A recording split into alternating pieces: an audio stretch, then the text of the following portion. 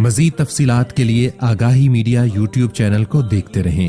Channel پر نئے ہیں تو چینل کو سبسکرائب کر لیں۔ الحمد لله وحده والصلاة والسلام على من لا نبي بعده ولا رسول بعده ولا معصوم بعده، أما بعد فأعوذ بالله من الشيطان الرجيم. بسم الله الرحمن الرحيم. هو الذي أرسل رسوله بالهدى ودين الحق ليظهره على الدين كله، وكفى بالله شهيدا.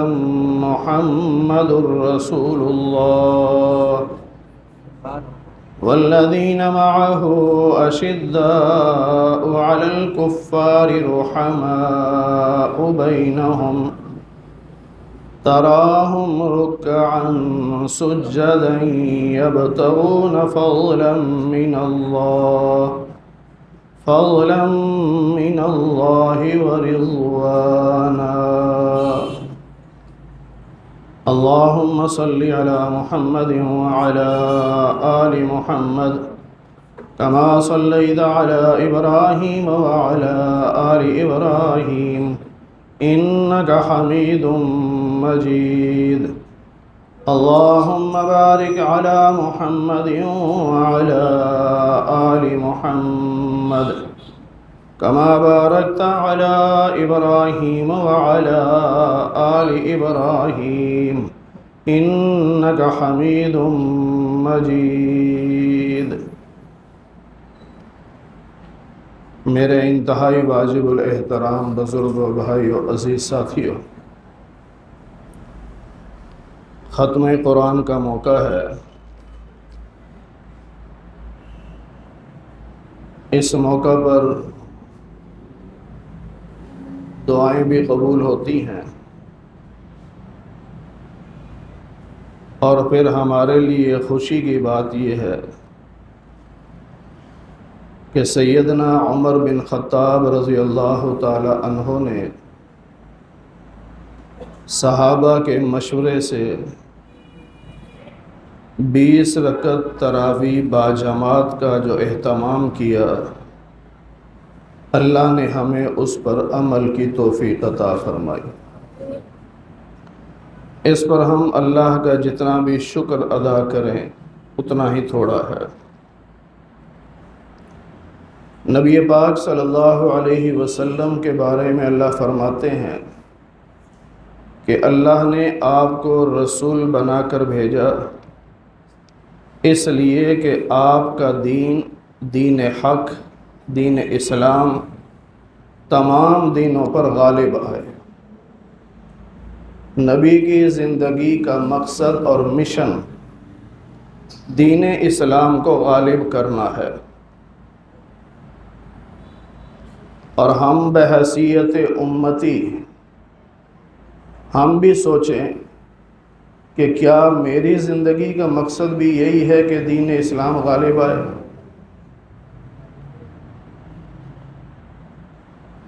ہمیں بحیثیت مسلمان یہ کوشش کرنی چاہیے کہ میں وہ عمل کروں جس سے دین اسلام غالب آئے۔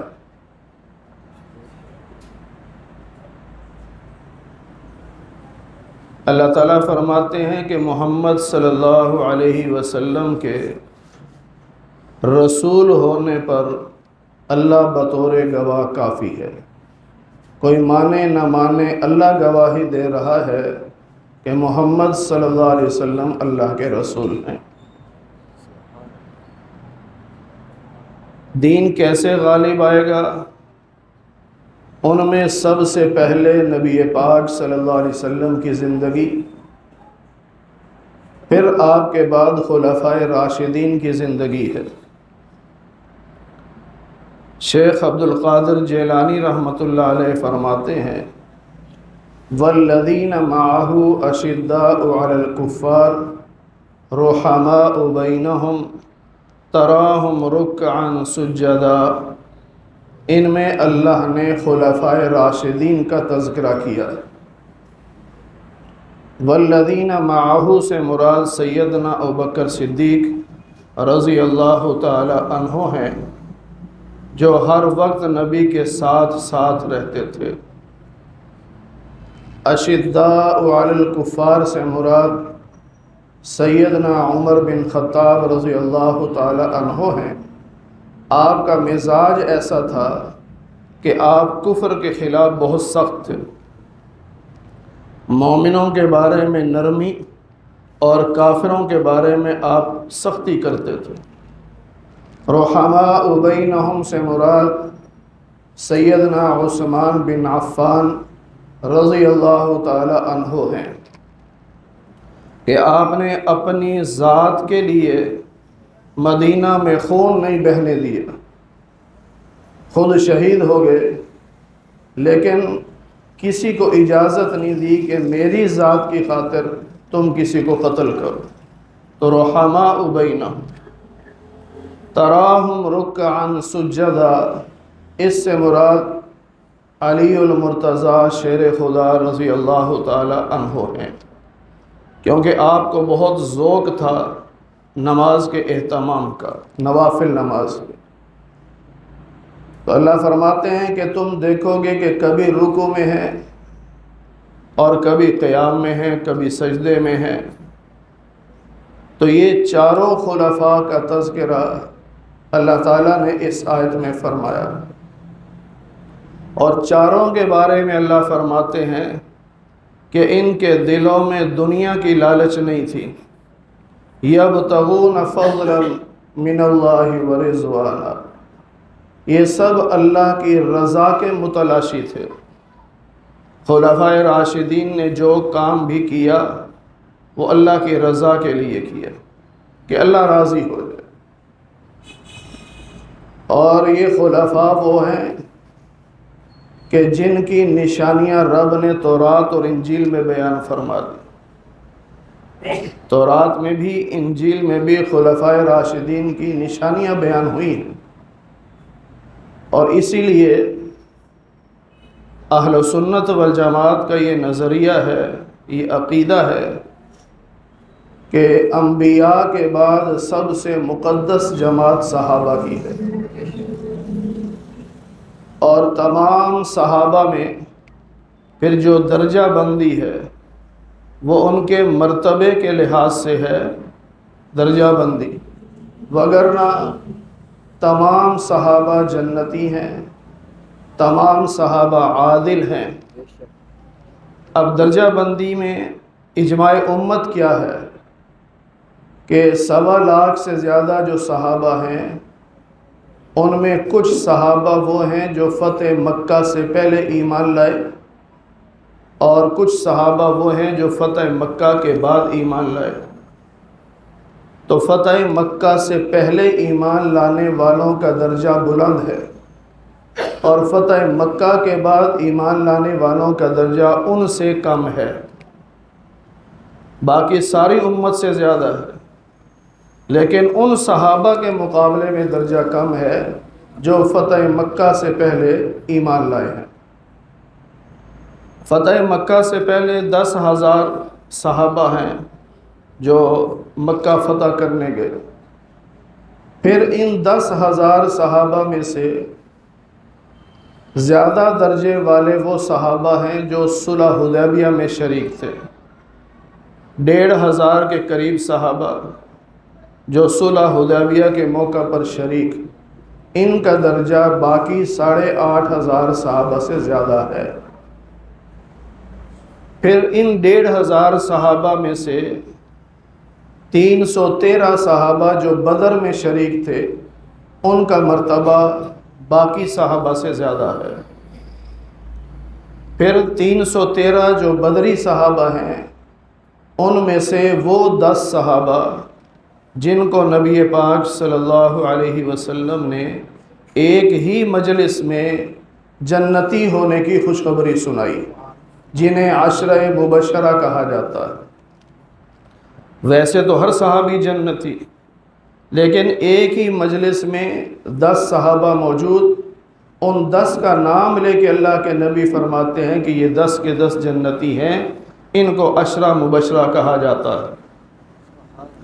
اب ان 10 میں سے چوتھا نمبر جو آتا ہے وہ سیدنا علی المرتضیٰ رضی اللہ تعالی عنہ کا ہے، یعنی جو باقی 6 صحابہ ہیں وہ سارے اگر درجے اور مرتبے کے لحاظ سے جمع کر لیے جائیں یا ان کی شان کو جمع کیا جائے تو وہ 6 صحابہ علی المرتضیٰ کے برابر نہیں ہو سکتے۔ پھر اگر سیدنا علی المرتضیٰ رضی اللہ تعالی عنہ جیسے لاکھوں لوگ بھی لائے جائیں تو وہ حضرت عثمان بن عفان کے برابر نہیں ہو سکتے۔ پھر حضرت عثمان جیسے لاکھوں لوگ لائے جائیں تو وہ حضرت عمر بن خطاب کے برابر نہیں ہو سکتے۔ پھر حضرت عمر بن خطاب رضی اللہ تعالی عنہ جیسے لاکھوں لوگ آ جائیں وہ سیدنا ابوبکر صدیق کے برابر نہیں ہو سکتے۔ یہ ہے اجماع امت۔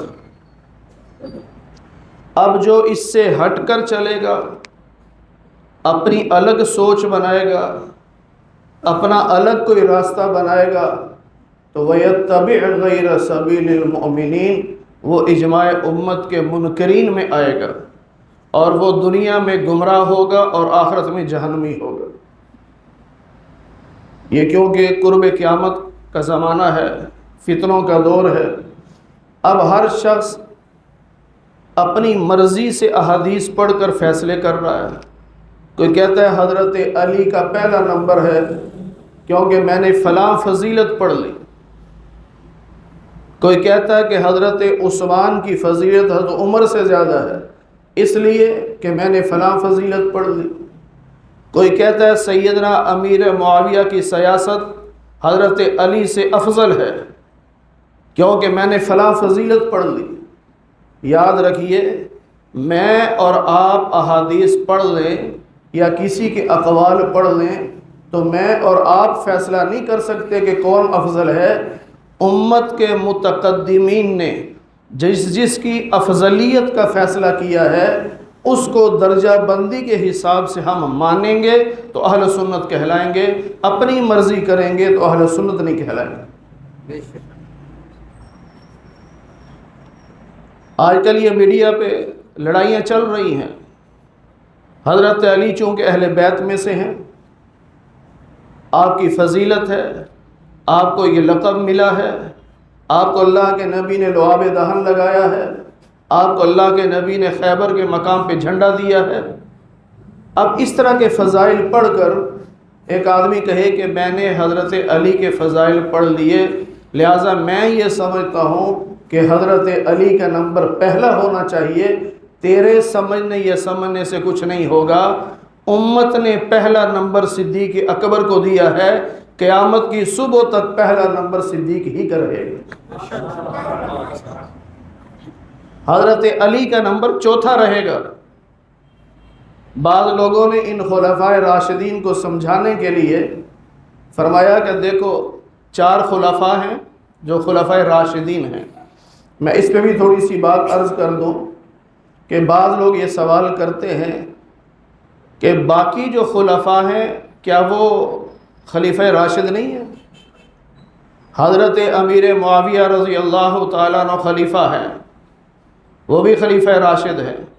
حضرت امام حسن بھی خلیفہ ہیں، وہ بھی خلیفہ راشد ہیں۔ لیکن خلیفہ راشد موعودہ جن کا قرآن نے وعدہ کیا ہے وہ 4 ہیں، وہ 4 ہیں۔ ان کے علاوہ خلیفہ راشد موعود ان کے علاوہ کوئی نہیں۔ 17ویں پارے میں آپ پڑھیں، خلافت کا اللہ نے وعدہ کیا اور وہاں ہجرت کی شرط لگائی۔ 18ویں پارے میں اللہ نے خلافت کا وعدہ کیا اور وہاں پر فرمایا کہ یہ خلفاء وہ دین نافذ کریں گے جو رب کا پسندیدہ دین ہے۔ اہل سنت والجماعت کے ہاں خلیفہ راشد موعود کے لیے 2 اہم شرطیں ہیں۔ ایک وہ مہاجر ہونا چاہیے، سیدنا ابوبکر مہاجر ہیں، سیدنا عمر بن خطاب مہاجر ہیں، سیدنا عثمان بن عفان مہاجر ہیں، سیدنا علی المرتضیٰ رضی اللہ عنہ مہاجر ہیں، امام حسن مہاجر نہیں۔ آپ تو پیدا ہی سن 2 ہجری میں ہو رہے ہیں یا سن 3 ہجری میں آپ پیدا ہو رہے ہیں، تو آپ تو مہاجر ہی نہیں ہیں، اس لیے خلیفہ راشد موعود آپ کو نہیں کہہ سکتے۔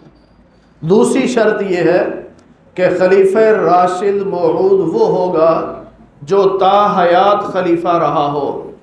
سیدنا صدیق اکبر تا حیات خلیفہ رہے، سیدنا عمر بن خطاب تا حیات خلیفہ رہے، سیدنا عثمان بن عفان تا حیات خلیفہ رہے، سیدنا علی المرتضیٰ رضی اللہ تعالی عنہ تا حیات خلیفہ رہے، اس لیے وہ خلیفہ راشد موعود ہیں۔ حضرت حسن رضی اللہ عنہ خلیفہ رہے ہیں 6 مہینے، لیکن تا حیات خلیفہ نہیں رہے، اس لیے آپ کا شمار خلیفہ راشد موعود میں نہیں ہوتا۔ تو یہ 4 خلیفہ، اب ان چاروں میں اگر ترتیب دیکھی جائے تو 2 وہ ہیں جو سسر ہیں نبی کے، اور 2 وہ ہیں جو داماد ہیں۔ اب ظاہری بات ہے سسر کا درجہ داماد سے زیادہ ہوتا ہے، کیونکہ سسر باپ کی جگہ ہوتا ہے۔ تو سب سے پہلے سسر جو ہیں خلفائے راشدین میں سے وہ سیدنا ابوبکر صدیق رضی اللہ تعالی عنہ ہیں۔ حضرت عائشہ کا نکاح نبی پاک صلی اللہ علیہ وسلم سے حضرت حفصہ سے پہلے ہوا ہے، اس لیے پہلے سسر صدیق اکبر، تو پھر پہلے خلیفہ بھی صدیق اکبر کو ہونا چاہیے، پھر دوسرے سسر حضرت عمر ہے، لہٰذا دوسرا خلیفہ حضرت عمر کو ہونا چاہیے۔ اب باقی جو 2 خلفاء ہیں وہ داماد ہیں۔ اب دونوں داماد ہیں، لیکن ایک داماد وہ ہے جس کے نکاح میں 2 بیٹیاں ہیں، اور ایک داماد وہ ہے جس کے نکاح میں 1 بیٹی ہے۔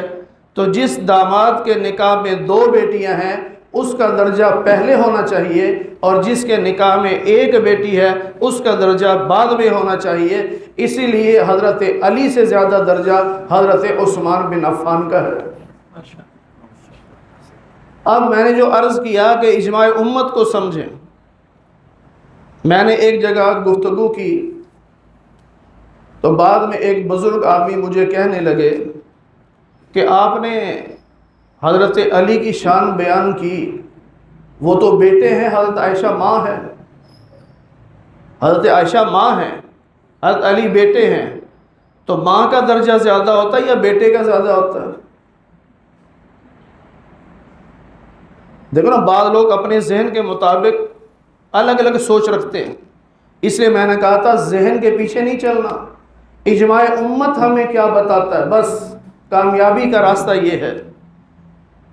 میں نے بہرحال اس سے عرض کیا، میں نے کہا جس لحاظ سے اماں عائشہ حضرت علی کی ماں ہیں، اسی لحاظ سے حضرت عائشہ صدیق اکبر کی بھی ماں ہیں۔ اب بتا صدیق اکبر کا درجہ زیادہ ہے یا اماں عائشہ کا زیادہ ہے؟ روحانی ماں تو وہ صدیق اکبر کی بھی ہے نا، وَأَزْوَاجُهُ أُمَّهَاتُهُمْ، حضرت صدیق اکبر بھی امتی ہیں، حضرت علی بھی امتی ہیں، دونوں امتی، اور نبی کی بیوی دونوں کی ماں ہے۔ اگر تجھے یہ اعتراض ہے کہ علی سے زیادہ عائشہ کی شان ہونی چاہیے، تو پھر حضرت صدیق اکبر سے زیادہ بھی عائشہ کی شان ہونی چاہیے۔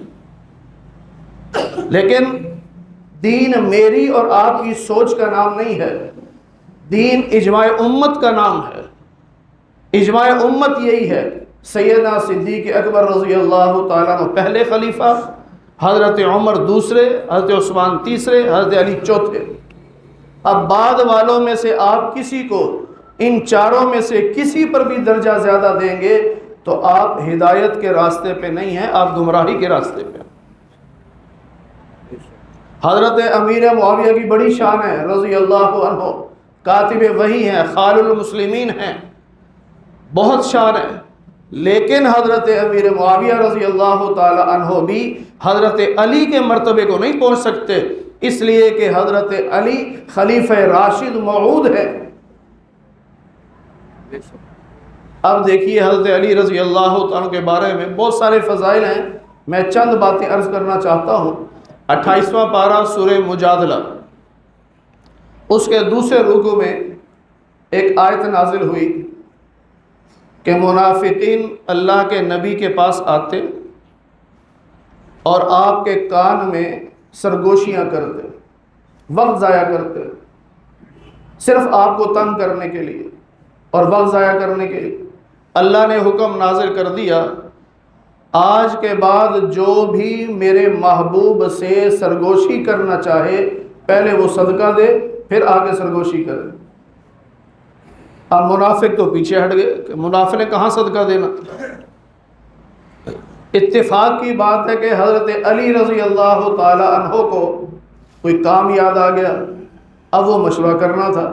آپ نے فوراً صدقہ دیا اور آ کر نبی پاک صلی اللہ علیہ وسلم سے سرگوشی کی اور پھر واپس چلے گئے۔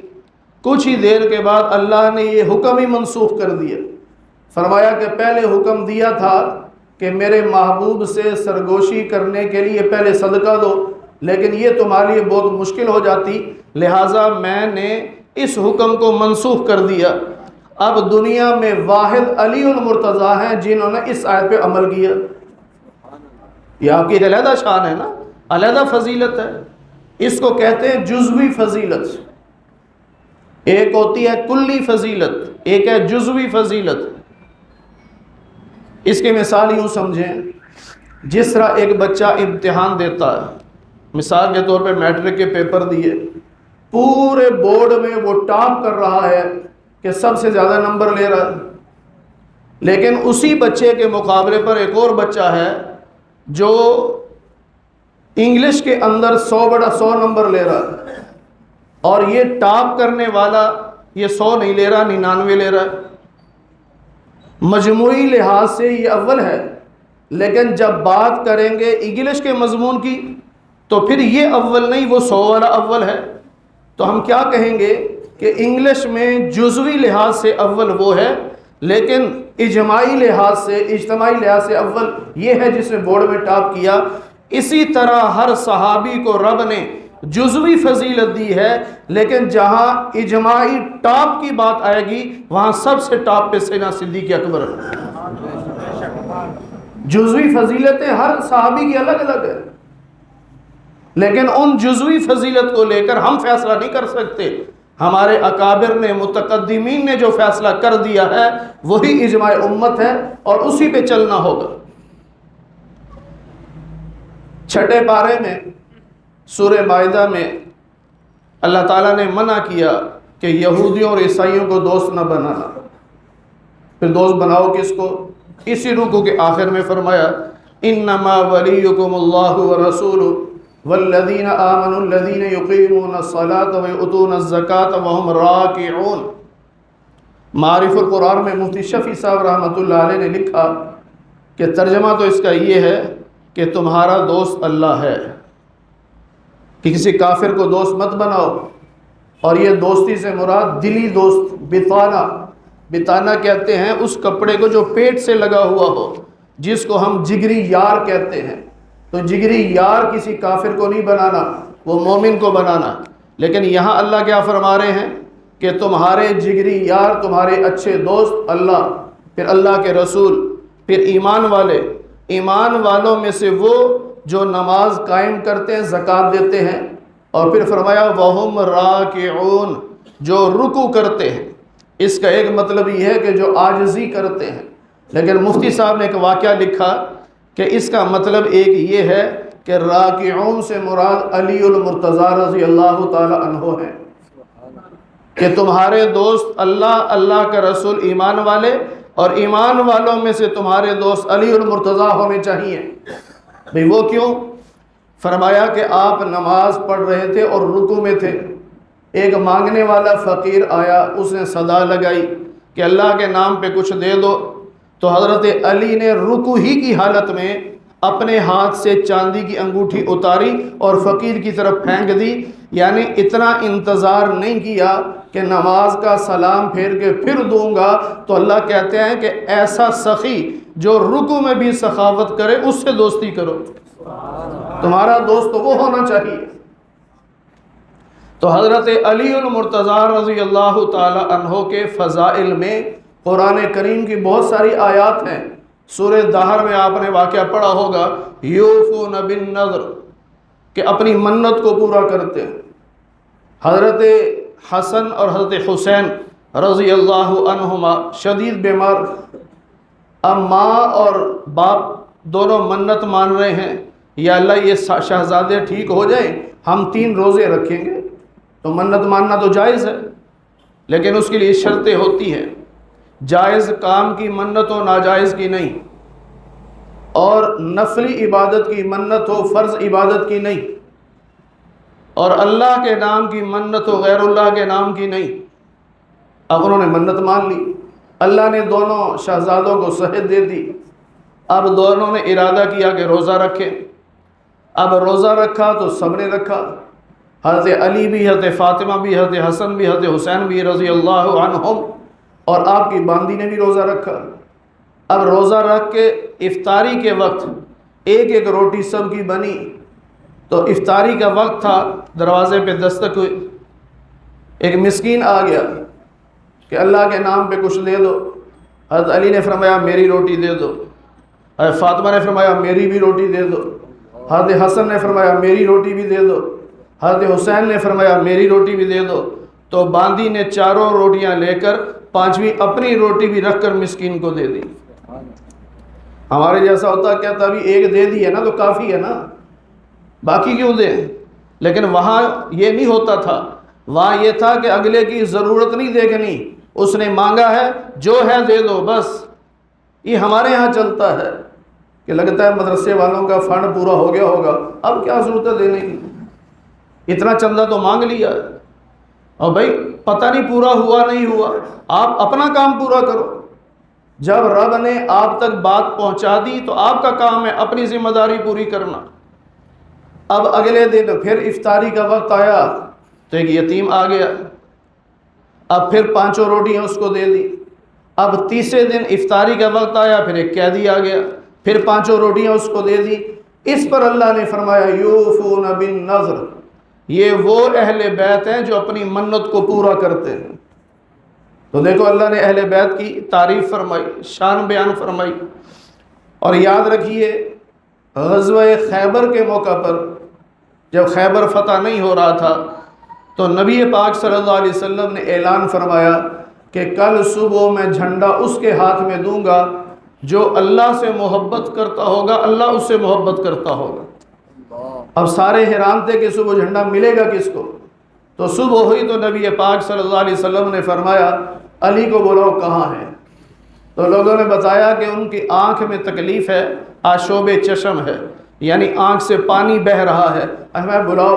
حضرت علی آئے تو نبی پاک صلی اللہ علیہ وسلم نے اپنا لعاب دہن حضرت علی کی آنکھوں پہ لگایا اور وہ شفا یاب ہوئے، اور ایسے شفا یاب ہوئے کہ حضرت علی فرماتے ہیں کہ جب سے میرے محبوب نبی نے میری آنکھوں میں لعاب لگایا اس کے بعد کبھی میری آنکھ میں تکلیف نہیں ہوئی۔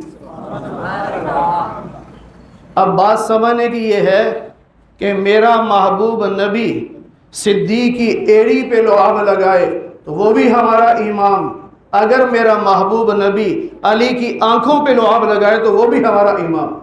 ہم تو سب کو اپنا امام مانتے ہیں، ہم یہ تو نہیں کہتے کہ فلاں کو مانیں گے فلاں کو نہیں مانیں گے۔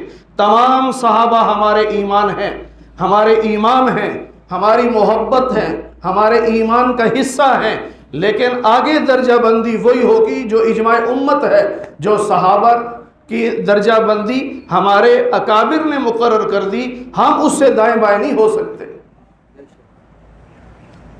نبی پاک صلی اللہ علیہ وسلم نے غزوہ تبوک کے موقع پر حضرت علی رضی اللہ تعالیٰ عنہ کو اپنا نائب بنایا کہ آپ مدینہ میں ٹھہرو، تو کسی نے کہہ دیا کہ علی اگر بہادر ہوتے تو ساتھ لے کے جاتے نا، مدینہ میں عورتوں میں چھوڑ دیا، بچوں میں چھوڑ دیا۔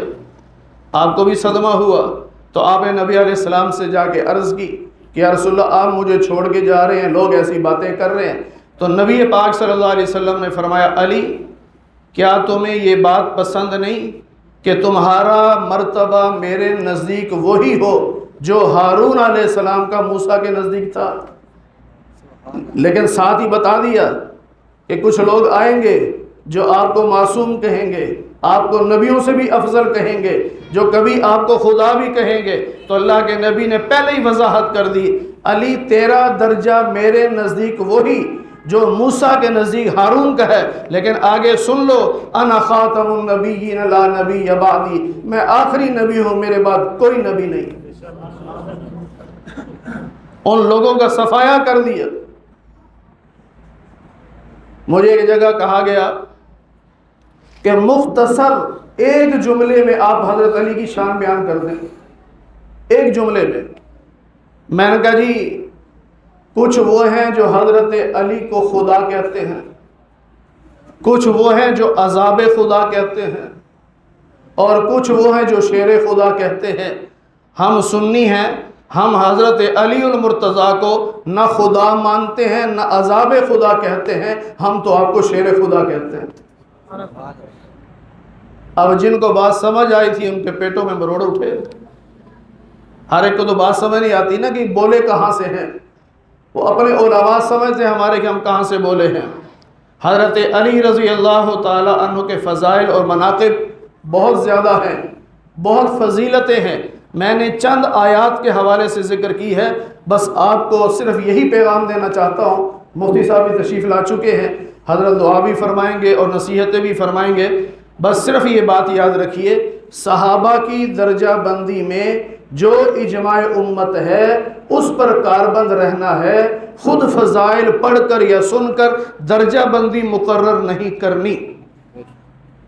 خلفائے راشدین 4 ہیں اور یہ خلیفہ راشد موعود ہیں، باقی خلفاء ہیں، بعض راشد بھی ہیں لیکن موعودہ نہیں ہیں، بعض راشد نہیں ہیں، خلیفہ ہیں۔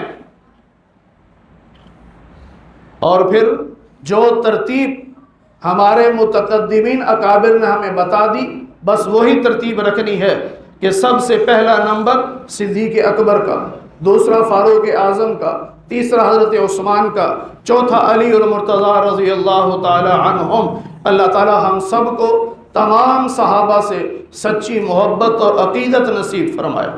ہمارے پیر و مرشد سید نفیس الحسینی شاہ صاحب رحمۃ اللہ علیہ فرمایا کرتے تھے کہ رب نے 2 ہاتھ دیے ہیں، ایک ہاتھ میں صحابہ کا دامن ہے، ایک ہاتھ میں اہل بیت کا دامن ہے، ہم دونوں کا دامن تھام کے چل رہے ہیں اور سیدھے جنت میں پہنچ جائیں گے۔ مولانا قاسم نانوتوی رحمۃ اللہ علیہ فرمایا کرتے تھے جس طرح پرندے کے 2 پر ہوا کرتے ہیں، وہ 2 پروں سے اڑا کرتا ہے، ہمارا ایک پر صحابہ ہے، دوسرا پر اہل بیت ہے، ہم دونوں پروں سے اڑتے ہوئے جنت میں جا رہے ہیں۔ اللہ تعالی ہم سب کو عمل کی توفیق نصیب فرمائے۔ وآخر دعوانا ان الحمد للہ رب العالمین۔